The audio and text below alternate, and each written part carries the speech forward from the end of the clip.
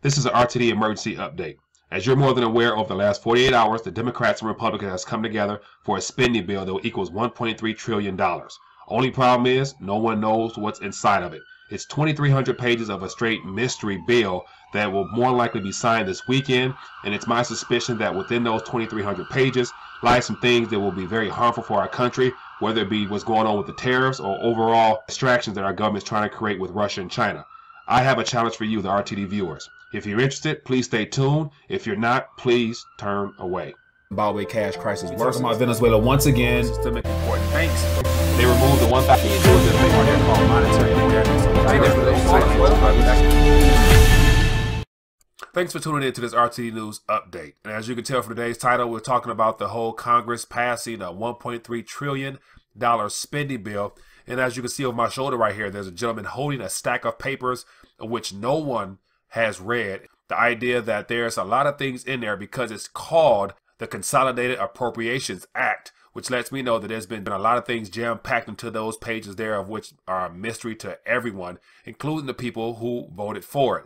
And so my challenge to you as an RTD viewer is to help me dive into the document directly. So it's impossible for me to cover 2,300 pages, but if I had 87 people willing to take one section just to scan through it, we'll be able to uncover what might be a mystery to some, just to shine a little light as to what are some of the details inside. And so I have a couple articles I want to share with you, but more importantly, before I dive into those articles and more details into this challenge, I want to encourage you to click the subscribe button along with the notification tab to be informed of news updates as well as the RTD live talks. And more importantly, if you're new to RTD, I want to encourage you to visit the RTD University page, where I put together all my prior interviews dealing with monetary matters, as well as the importance of having precious metals, as this national debt continues to spiral out of control to astronomical numbers, which will never be able to be repaid. So let's dive into these articles briefly. So the very first article here is from the New York Times, and it says Congress approves a $1.3 trillion spending bill averting a shutdown. And so if you took a minute and scanned through this article here, you'll understand how the voting process was very interesting in the fact that the House voted 256 to 167 to approve the bill early Thursday afternoon, less than 24 hours after the spending plan, which stretched 2,232 pages, had been unveiled. So you have 400 plus individuals all agreed to pass this bill with just only 24 hours of 2,300 pages being revealed. Suspicious, not surprising.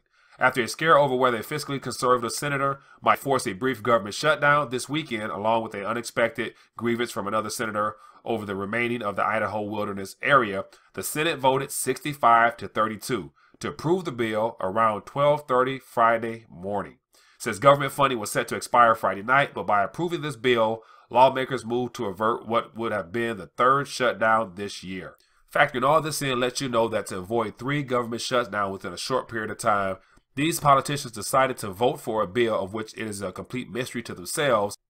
So what's different than any other past legislation that's passed on such brief notice is the fact that right now it seems to be very timely. Trump coming out about the tariffs on China and then China's response, as well as the media looking to point the blame on Russia for a variety of issues politically as well as terrorist-wise. So it's no surprise, in my opinion, that within those 2,300 pages lies some deep, detailed information as to how Congress can approve something to allow them to continue the distraction method and being able to point the blame outside of our country to divert the attention off of their mishaps as being elected officials of our country. They would rather point the blame on someone else. And it is my suspicion that within those pages lies some information that will trigger that, or it will be justifiable come time to take action. So if you're interested in this article here, feel free to read more.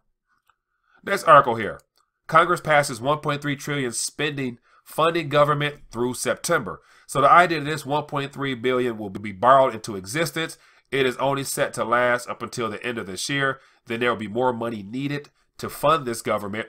Not to mention the idea that this is all being passed in an environment where we're supposed to be in an economic recovery or economic environment that's very healthy, according to Federal Reserve Chairman Jerome Powell. Not to mention that between now and then, there could be any type of hiccup that which could lead the government to borrow even more money, because it's good to say that whenever a certain figure is given, such as 1.3, it will never actually be 1.3. They always manage to overspend because our government runs off a deficit. So it's good to say that 1.3 is just the minimum amount of what will be needed in case a hiccup does happen and more needs to be added. Not only did our representatives rush a $1.3 trillion bill through Congress, but the idea of President Trump mentioning that he would sign it once it came across his desk right after being passed, it was quite alarming in and of itself. So here lies the meat and potatoes of this whole news update. Here we have the actual bill in and of itself, all 2,232 pages, and it's entitled the Consolidated Appropriations Act of 2018. So as I scrolled through and read through some of this, it's 2,300 pages, of which is impossible for me myself to get to over this weekend. But I figure why not ask for some help with the viewers, because I believe that I have a great, alert, and in tune audience.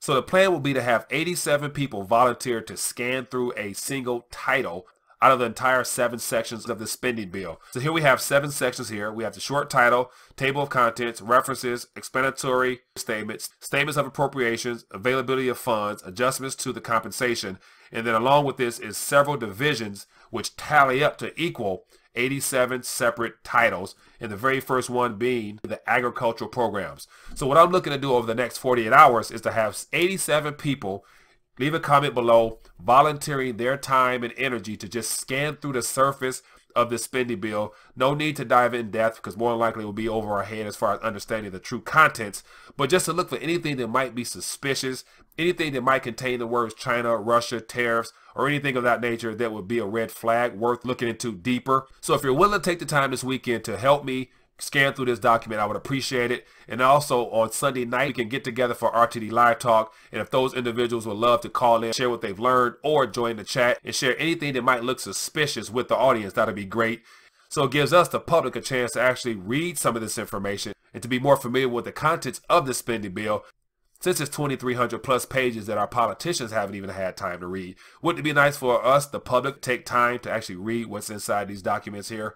So there we have the challenge for this weekend. Looking for 87 people to volunteer to spend a couple minutes or a couple hours just to scan through the surface, looking for anything that might be suspicious in the form of tariffs, Russia, China, or anything of that nature that stands out, and then share it via comment, and then check back in with us on Sunday night for an RTD Live Talk, where we'll cover some of the things that we might have come across. So I myself will take the very first title there, which has to do with the agriculture. And then what I would like for you to do, if you're interested in joining me on this challenge, in the comment section below, let's try to keep things in order. I'll volunteer to do Division A, Title 1, and then someone volunteer to do Title 2, and then 3, and then 4, and then go to the next Division B, and then do 1, do 2, do 3, and just share in the comment section what you are willing to scan through for yourself. And let's try to get a nice chain of people willing to volunteer their time and energy just to scan the surface to see what's going on. And then on Sunday night at 9:30 Eastern Standard Time, report back and share what you found in this spending bill. Look forward to having you joining me on Sunday night at 9:30 Eastern Standard Time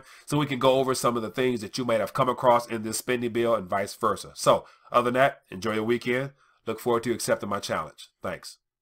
The next recession. Recession will be. Will be a recession. We're going to hit a recession. The date of the next recession. A U.S.-only recession typically lasts 8 to 10 months, but a lot of things about this particular one have not been typical. So a crash is coming now, whether it's 6 months from now, 12 months, 36 months, no one knows. I go to bed every night, I dream of another recession. If you know what to do, if you have the right plan to set up, you can make a lot of money from this.